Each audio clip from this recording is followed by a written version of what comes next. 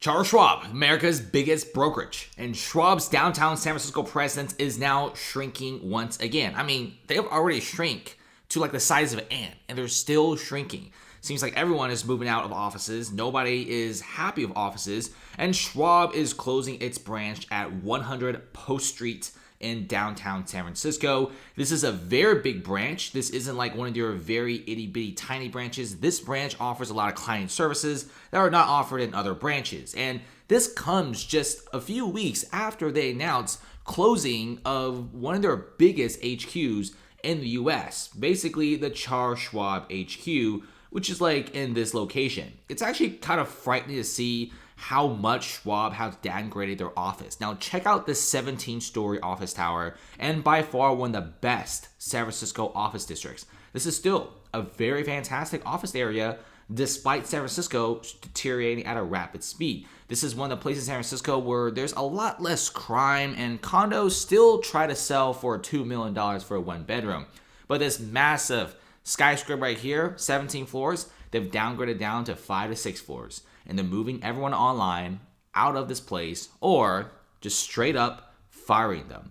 Because what I feel like is Schwab is basically trying to get rid as much of the real estate as possible. You may be asking why. It's in anticipation for a mild recession next year. The Feds has mentioned 0 chances of an interest rate cut. They don't even want to talk about it. So with traders being very happy about an interest rate cut, perhaps in May of 2024, well, guess what? The Feds are saying something completely different. So Schwab, they don't know what to do. They know that there's going to be a lot of money being burned. Unemployment's going up. The economy is actually softening. Manufacturing numbers are pretty garbage, in fact. The only good thing was consumer spending, but let's be real, everyone is doing that buy now, pay later stuff. So Schwab is trying to save money, and that's what they're doing. And they're also firing off a bunch of workers. 2,500 are located in the Bay Area, according to LinkedIn. And they are firing a bunch of workers in the Bay Area in different locations. This office is already mostly empty. And nationwide, they're already laying off several workers. Because when you have 30,000 workers and then you lay off 2,000 employees with no public announcement, it's a big deal, right? In fact, Schwab isn't the only company doing this that's leaving all their offices. TD Ameritrade is doing something even crazier. TD Ameritrade, they have about the same amount of workers, but they just fired off 3,000 employees. And they're going to be firing up even more employers.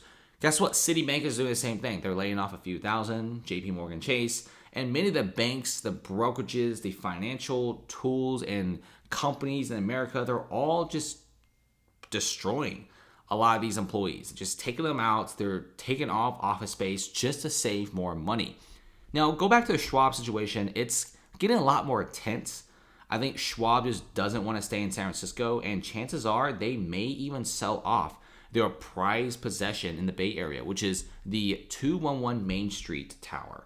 This is a very, very good tower, guys. This isn't like a bad tower, but chances are Schwab probably already knows that everyone is losing a bunch of money because guess what? Wells Fargo, just a few blocks down in another very good office district. It's right next to the iconic Trans America Bay building and next to Chinatown. So you get tourists and offices all together.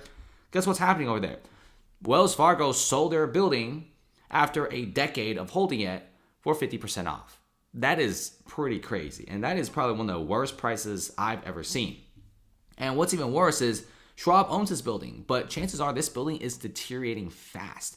Schwab also backs a lot of other buildings around the area who are also heavily invested in commercial real estate. The commercial real estate disaster is going to be hitting a lot of banks, and banks need to save up as much money as possible. So when that storm comes, they have the money to pay their bills.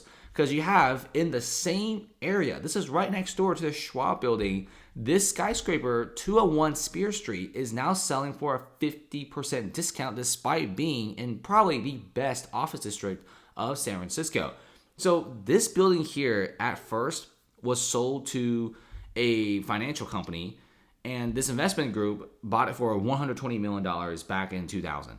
So after 2 decades of holding it, you would think they'll at least sell it for a slight profit, but no, they sold it for $60 million.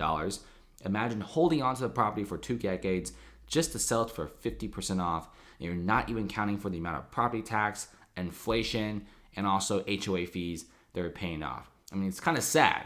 They initially tried to list it for $180 million. That way they could kind of break even. But no one took that price. So they sold it for $60 million. Very, very sad story here to see a high-end San Francisco tower right next to probably the most expensive condo building being sold for 50% off. Not really that great considering the developers are still trying to sell these condos right next door and buyers just suddenly see that this tower is selling for 50% off. That's not really that great of a sign. And of course, you got several other banks and financial institutions just simply cutting prices. They're just cutting employers, cutting back on office space. Because look at TD Bank, they're cutting 3,000 jobs because they missed profit estimates. Seems like the economy is slowing down. Many companies are no longer making as much money as before. And we're seeing rents in several Bay Area places just simply going down. This building now with Schwab gone, who is going to be their next tenant? They won't find another tenant. In fact, most of the retail stores on many of the most popular San Francisco streets are now completely empty.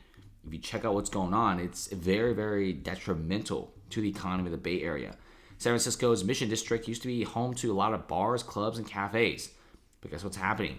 Many of these stores are now closing. A lot of the restaurant owners and just everyday guys in San Francisco's Mission District say there's always a restaurant, cafe, or bar closing down every week. When before the pandemic, this was a place where if you see an empty space, you better get it because someone else is going to snag it in the next few hours. This is how popular the Mission was. Now the Mission is not popular. Like one of the streets on Mission, Valencia Street, it's so decked out with restaurants that it's a very popular tourist and office destination. But now everyone's gone. Right? San Francisco lost 150,000 office workers, and you even have guys like Schwab downgrading and closing a bunch of branches in San Francisco. It's just a massive situation where it's just a downward spiral. Like San Francisco just can't catch a break. Everything just consistently goes down every single day, nonstop. And it seems like San Francisco, what they really need is a break, right? They just need a break to get companies coming in. But why would companies come in when your city just has poop everywhere? Even DeSantis had to hold up a picture of a poop map, and that's actually legit. And they actually shut down that app after like a few days. So I think San Francisco needs some insanely drastic change, but I don't really think a lot of California cities are really suited for crazy high changes.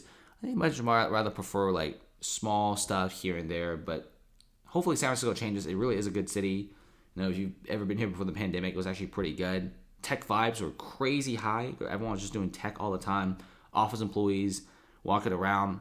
Very, very good vibes for working. And it wasn't as bad as now. But now with all the tech guys gone, finance bros gone, and even Schwab gone now, I think it's over for San Francisco. But let's see what happens. Thanks for watching, guys, and see you later.